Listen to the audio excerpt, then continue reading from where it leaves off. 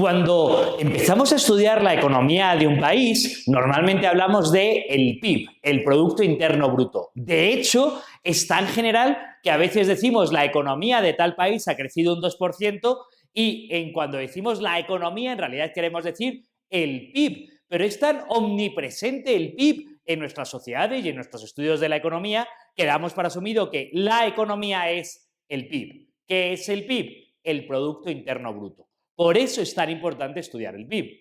El PIB se define como el valor de mercado de todos los bienes y servicios finales producidos en una economía durante un año. Parece sencillo.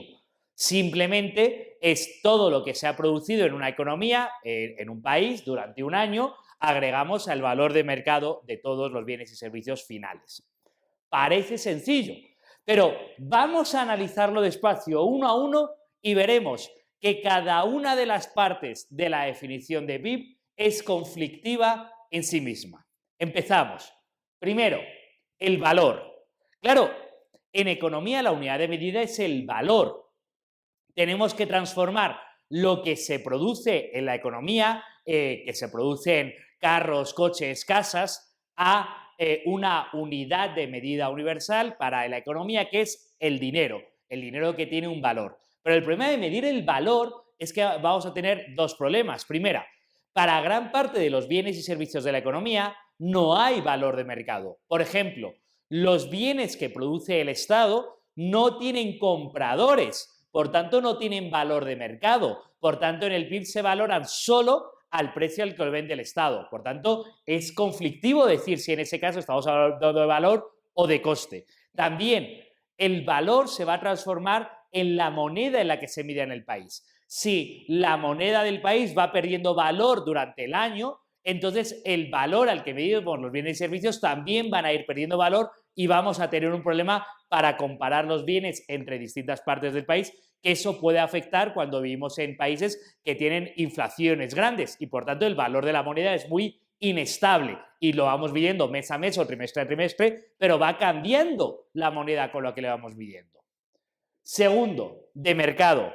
Como acabo de decir, hay muchos bienes que no tienen mercado. Para empezar, todos los que produce el Estado, que es gran parte de la economía, o casi todos los que produce el Estado, que es gran parte de la economía de un país. Pero también hay graves conflictos con muchas cosas que se producen en la economía que no tienen valor de mercado. Por ejemplo, como dicen las economistas feministas, todos los cuidados familiares que se producen dentro de la casa sí tienen valor, sí son parte de la economía, pero no tienen valor de mercado, porque no hay nadie que los esté comprando y vendiendo a un precio de mercado. Por tanto, no se pueden valorar en ese sentido. O, por ejemplo, en los países pobres es muy habitual que las personas más pobres tengan un autoabastecimiento, que puedan tener una plantita, que puedan tener un cerdito con el que se autoabastezcan. Eso sí tiene valor, sí es parte de la economía,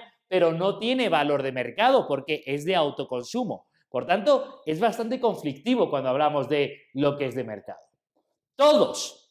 Claro, en teoría deberíamos medir todos.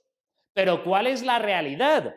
La realidad es que hay países que tienen gran parte de su economía sumergida, que hay gran parte que tienen gran parte de su economía informal. Por tanto, para los institutos de estadística que están midiendo el crecimiento del PIB o de la economía, ese decir que lo vamos a medir todo es muy complicado, porque si vivimos en países que tienen el 10, 20, 30, 40, 50, 60% de su economía informal o sumergida, no se está midiendo todo. Y además, ese todos incluye las actividades ilícitas como la compraventa de drogas, la compraventa de prostitución. Normalmente no. Sin embargo, ya hay institutos de estadística como el de Inglaterra que sí lo están midiendo. Luego, normalmente no medimos todos, solo casi todos.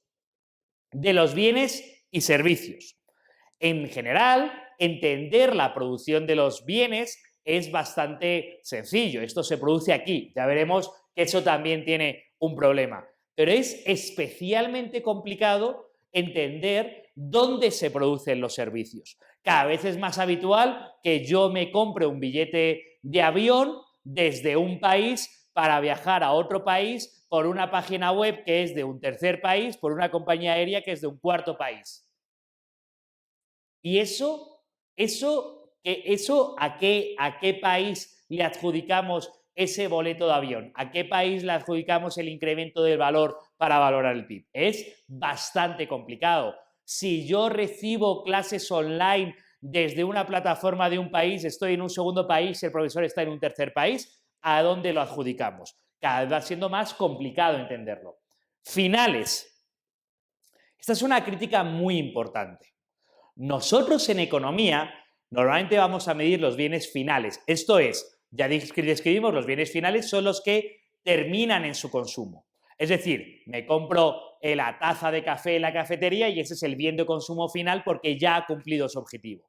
Sin embargo, la economía no es solo la producción de bienes finales. La economía también es la producción de todos los bienes intermedios. De hecho, el grueso del sistema económico es la producción de todos los bienes intermedios. Si solo nos fijamos en la producción de bienes finales, estamos perdiendo todo lo que ocurre en el proceso productivo, que es una parte muy importante del proceso productivo. Y esto es una crítica que hace Skousen, que intenta que no se midan solo los bienes finales, sino también los bienes intermedios, porque son el grueso de la economía y cuando nos fijamos en el PIB estamos perdiendo gran parte de esa información.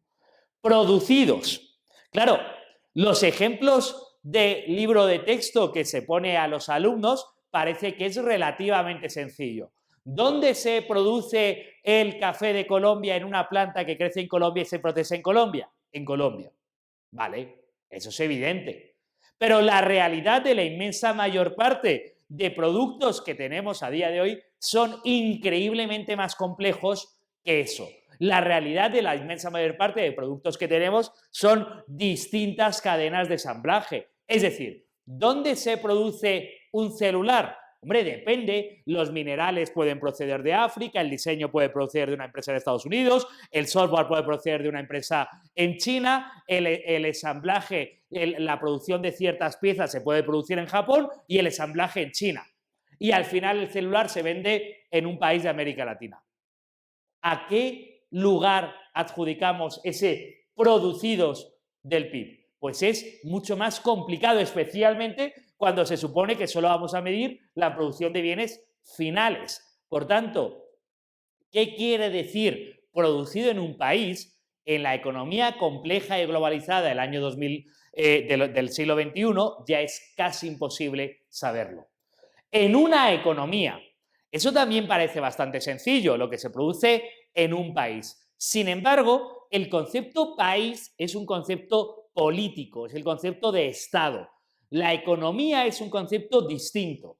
Por tanto, no necesariamente la lógica de la unidad económica es la misma lógica que la de la unidad política, en un doble sentido.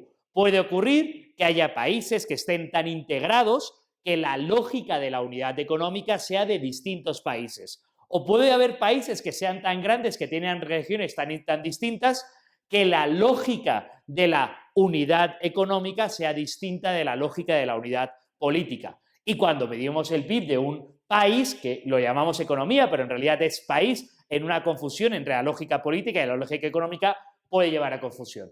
Durante un año. Claro que tiene sentido que midamos el PIB durante un periodo de tiempo, por ejemplo, un año. También lo hacemos en el PIB trimestral y medimos un trimestre.